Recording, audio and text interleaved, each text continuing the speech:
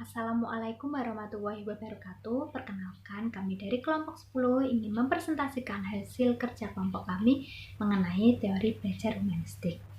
Nama anggota kelompok 10 yang pertama, Nurul Khoiriyah dengan NIM 14014199067. Saya sendiri Erna Kusmawati dengan NIM 14014199068 dan Salsa Nabila Junaidi dengan NIM 14014199078. Peta konsep yang pertama ada pengertian teori belajar humanistik, yang kedua perkembangan pendekatan humanistik, yang ketiga tokoh teori belajar humanistik, yang keempat prinsip dalam teori belajar humanistik, yang kelima aplikasi teori belajar humanistik, dan yang keenam kelebihan dan kekurangan teori belajar humanistik. Pengertian teori belajar humanistik.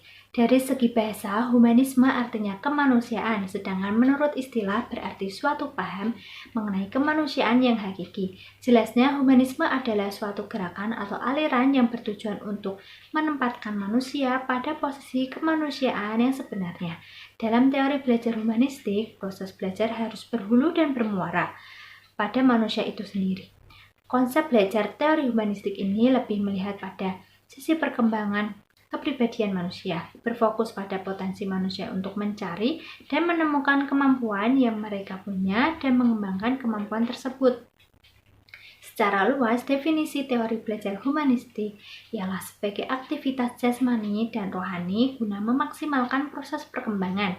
Sedangkan secara sempit, pembelajaran diartikan sebagai upaya menguasai khasanah ilmu pengetahuan sebagai rangkaian pembentukan kepribadian secara menyeluruh. Akar perkembangan pendekatan humanistik. Teori belajar dan pendidikan humanistik diawali oleh munculnya gerakan Mahapeserta Didik. Gerakan yang disampaikan itu merupakan respon atas ketidakpuasan atas kompetisi, tekanan kehidupan yang selalu diawasi, dan ketidaksesuaian apa yang pelajari dengan apa yang mereka amati ketika belajar di sekolah. Gerakan itu dipelopori oleh Neil, John Hall, Jonathan Kozol, dan Paul Goodman. Dalam pendidikan humanistik, fokus utamanya adalah hasil pendidikan yang bersifat afektif, belajar tentang cara-cara belajar atau learning how to learn, dan meningkatkan kreativitas dan semua potensi peserta didik. Praktik pendidikan humanistik berkembang di Amerika Serikat pada tahun 60-an dan mencapai puncaknya pada tahun 1990-an dengan munculnya tokoh-tokoh psikologi seperti Abraham Maslow dan Carl Rogers. Sebelumnya, perkenalkan dulu, nama saya Nurul Khoiriyah, NIM 14014199067 dari Rombel B 2019. Di sini saya akan melanjutkan materi sebelumnya. Pendekatan humanistik selalu memelihara kebebasan peserta didik untuk tumbuh dan melindungi peserta didik dari tekanan keluarga dan masyarakat.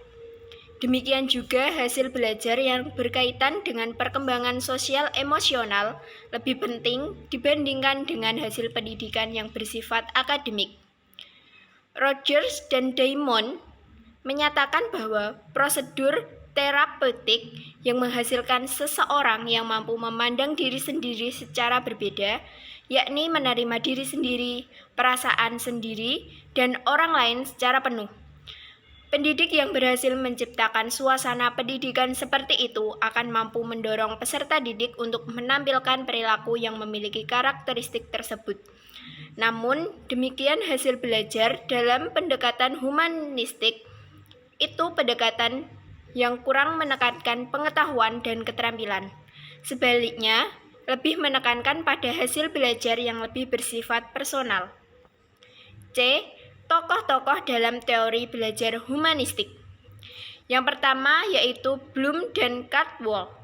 Dalam hal ini, menunjukkan apa yang mungkin dikuasai oleh siswa yang tercakup dalam 3 kawasan.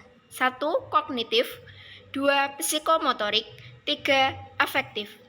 Yang kedua, Colt membagi tahapan belajar menjadi 4 tahapan, yaitu pengalaman konkret, pengamatan aktif dan reflektif, konseptualisasi, eksperimentasi aktif.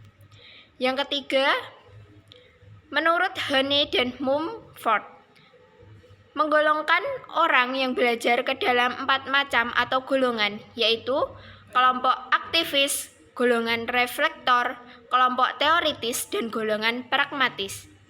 Yang keempat, menurut Habermas, ahli psikologis lainnya adalah Habermas yang dalam pandangannya bahwa belajar sangat dipengaruhi oleh interaksi, baik dengan lingkungan maupun dengan sesama manusia. D. Prinsip dalam teori belajar humanistik. Yang pertama yaitu keinginan untuk belajar. Yang kedua, belajar secara signifikan. Yang ketiga, belajar tanpa ancaman. Yang keempat, belajar atas inisiatif sendiri. Dan yang kelima, belajar dan berubah. Assalamualaikum warahmatullahi wabarakatuh. Perkenalkan, saya Salsa Nabila Junedi, NIM 140141978. Saya akan melanjutkan presentasi dari materi sebelumnya. Aplikasi teori belajar humanistik. Teori humanistik sering dikritik karena sukar diterapkan dalam konteks yang lebih praktis. Teori ini dianggap lebih dekat dengan bidang filsafat, teori kepribadian dan psikoterapi daripada bidang pendidikan, sehingga sukar materi menerjemahkannya ke dalam langkah-langkah yang lebih konkret. Semua tujuan pendidikan diarahkan pada terbentuknya manusia yang ideal, manusia yang dicita-citakan, yaitu manusia yang mampu mencapai aktualisasi diri. Maka sangat perlu diperhatikan perkembangan peserta didik dalam mengaktualisasikan dirinya serta realisasi diri. Kegiatan pembelajaran yang dirancang secara sistematis, tahap demi tahap secara ketat, sebagaimana tujuan pembelajaran yang telah dinyatakan secara eksplisit dan dapat diukur. Kondisi belajar yang diatur dan ditentukan, serta pengalaman belajar yang dipilih untuk siswa mungkin saja berguna bagi guru tetapi tidak berarti bagi siswa. Hal ini tidak sejalan dengan teori humanistik. Menurut teori ini, agar belajar bermakna bagi siswa, diperlukan inisiatif dan keterlibatan penuh dari siswa sendiri. Selanjutnya adalah kelebihan dan kekurangan teori belajar humanistik. Kelebihan teori humanistik. Yang pertama, selalu mengedepankan akan hal-hal yang bernuansa demokratis, partisipatif, dialogis, dan humanis. Yang kedua, suasana pembelajaran yang saling menghargai, adanya kebebasan berpendapat, kebebasan mengungkapkan gagasan, dan keterlibatan peserta didik dalam berbagai aktivitas di sekolah. Lebih-lebih adalah kemampuan hidup bersama atau komunal bermasyarakat di antara peserta didik yang tentunya mempunyai pandangan yang berbeda-beda. Kemudian kekurangan teori humanistik. Yang pertama, teori humanistik tidak bisa diuji dengan mudah. Yang kedua, banyak konsep dalam psikologi humanistik seperti misalnya orang yang telah berhasil mengaktualisasikan dirinya ini masih buram dan subjektif.